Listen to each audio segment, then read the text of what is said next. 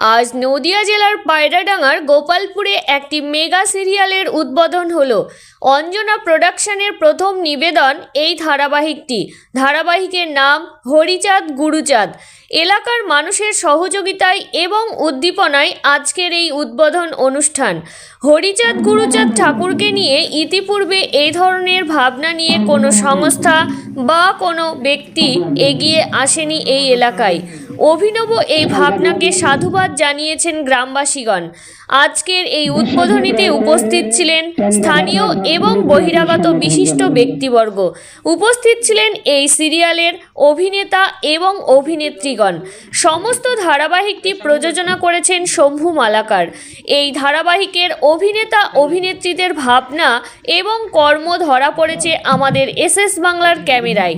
বিশ্বজিৎ রায় ও Subhash পোদ্দারের report, সবার সাথে Bangla news.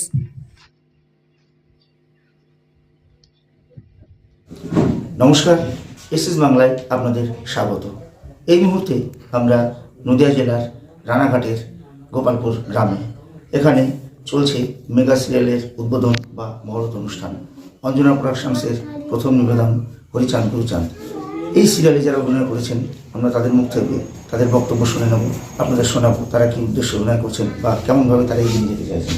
হ্যাঁ, নমস্কার ম্যাডাম, বলবেন। হ্যাঁ, এই চরিত্রটা পেয়ে খুবই ভালো লাগছে। এমন একটা বড় চরিত্র, শান্তিমাতা দেবীর চরিত্র পেয়ে আপনাদের আশীর্বাদে, মা বাবার আশীর্বাদে খুবই ভালো লাগছে। এত বড় একটা চরিত্র পেয়ে আমার যথাসাধ্য চেষ্টা করব এই চরিত্রটা করার জন্য। আপনাদের এই সিরিয়াল ভবিষ্যতে কতদূর এগোবে বলে মনে হয়? এই সিরিয়াল গুরুদেব গুরুচাঁদ দেবের সিরিয়াল খুবই দূর অবধি যাবে আশা করি। আপনার নাম? অনুষ্কা বাছাড়। আমরা আরও এক অভিনেতার কাছ থেকে জেনে নেব, তার মুখ থেকে শুনে নেব তার অভিজ্ঞতার কথা। হ্যাঁ, বলুন। আমি প্রসেনজিৎ সরকার। আজকে এই যে হরিচাঁদ গুরুচাঁদের যে সিরিয়ালটা হতে চলেছে, সেটা আগে পুনরায় কখনো হয়নি, এই প্রথম।